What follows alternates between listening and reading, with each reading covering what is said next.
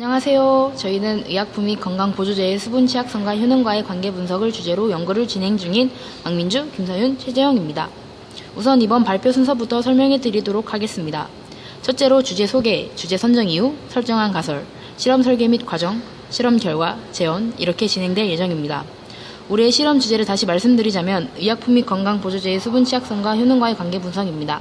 여기서 가장 생소한 말은 수분 취약성이죠. 저희가 의미한 수분 취약성이란 알약형 의약품과 건강보조제의 효능이 습도에 얼마나 취약한지를 밝혀보고자 하는 것을 의미합니다.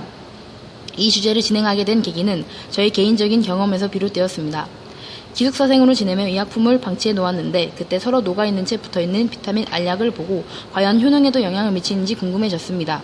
하지만 의약품 포장 용기에는 습도와의 관계가 설명되어 있지 않아 직접 그 관계를 알아보고 싶어 이 탐구를 설계하였습니다. 저희가 실험을 진행하기 전에 세운 가설은 다음과 같습니다. 의약품과 건강보조제를 크게 제산제, 소염제, 비타민제, 소화제 이렇게 네 종류로 나누어 가설을 생각해 보았습니다. 제산제, 소염제, 비타민제, 소화제 모두 습도가 높은 곳에 보관할수록 각각 pH, 생장 저해지대, 함량, 지시약 색변화에 영향을 미치는 그 값이 커질 것이라고 생각을 했습니다. 저희가 이렇게 가설을 세운 후 저희가 첫 번째로 한 일은 의약품 선정입니다. 주변 약국과 의약품 사전의 조회수를 바탕으로 총 제산제는 3종, 소염 진통제는 2종, 비타민제는 3종, 소화제는 2종 이렇게 선정을 하였습니다. BGM입니다. 저희 실험은 사용하는 약품에 따라 크게 4가지로 나누어 진행되었는데요. 제산제는 pH 측정을 통해, 소염 진통제는 디스코 확산법을 통해, 비타민제는 분광 강도계를 통해, 소화제는 지시약의 색변화 관찰을 통해 각각의 효능을 확인할 수 있었습니다. 네 실험 모두 습도 변화 폭과 간격은 가습기와 제습제를 사용하여 조절하였는데요.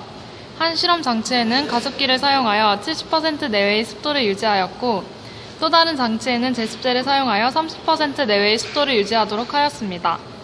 모든 약품은 크게 가습기가 있는 상대적으로 습도가 높은 곳에서 보관한 집단, 제습제가 있는 상대적으로 습도가 낮은 곳에서 보관한 집단, 그리고 습도 변화폭을 크게 주기 위해 왔다 갔다 장소를 바꾸어 보관한 집단, 이렇게 세 집단으로 나눌 수 있습니다. 첫 번째로 제산제의 효능 확인 실험에서는 가정에서 다용되는 마금일정, 헤스탈정, 잔탁정을 선정하여 pH 측정기를 사용하여 그 효능을 측정하였습니다.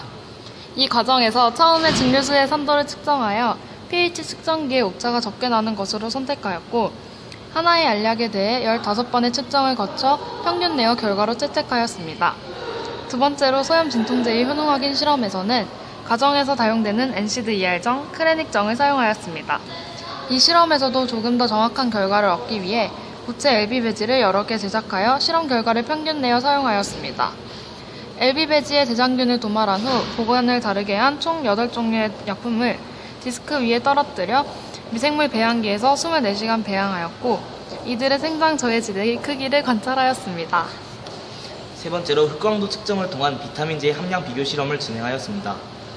우선 각각 다른 습도에 보관한 비타민제를 같은 양의 증류수에 녹입니다. 이후 UV 비저블 스펙트로포토메터를 작동시킨 후 각각 다르게 보관된 비타민제를 증류수에 녹입니다. 3차 증류수로 블랭크 처리 후 커니컬 튜브에 담긴 비타민 용액을 석영 큐벳에 주입합니다. 마지막으로 비타민 용액이 담긴 석영 큐벳을 기기에 넣고 흑광도를 측정합니다. 이때 비타민 C의 경우 254나노미터에서 비타민 B의 경우 550나노미터에서 흑광도를 측정하였습니다. 마지막으로 소화제의 지시약 반응 실험입니다. 각각 다른 습도에 보관한 소화제를 같은 양의 증류수에 녹입니다. 탄수화물, 단백질을 용해된 소화제에 1시간 정도 넣어둔 뒤 반응시킨 소화제를 탄수화물은 아이오딘과 칼륨, 단백질은 뷰렌 용액에 반응시켜 색변화를 관찰합니다. 이때 육안으로 구별하기 어려울 경우 흑광도를 측정하여 비교합니다. 네, 저희의 이 세 연구 결과를 모두 종합한 탐구 결과 및 재원에 대해 말씀드리도록 하겠습니다. 첫 번째 제산제의 pH 실험 결과로는 높은 습도, 즉 70% 내외에서 보관한 제산제의 pH 변화가 샘플과 비교 시 평균 0.53 차이로 평균 0.36, 0.07 차이 나는 두 집단보다 그 크기가 크다는 것을 알 수 있었습니다. 두 번째로 소염제의 생장 저해 지대 측정 실험 결과로는 높은 습도, 즉 70% 내외에서의 생장 저해 지대의 반지름 차이가 샘플과 비교 시 약 4mm 더 작아져 3.5mm, 1mm 차이 나는 두 집단보다 그 차이가 크다는 것을 알 수 있었습니다.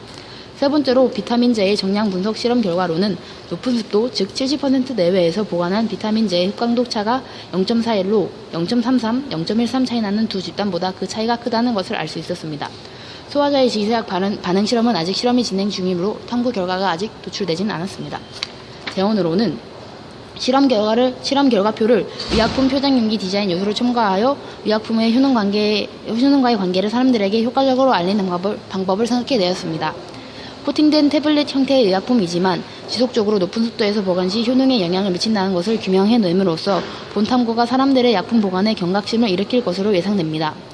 추후 실험으로는 습도의 구간을 적게 나누어 적정 보관 습도를 알아내는 실험 또한 저희는 생각을 해보고 있습니다.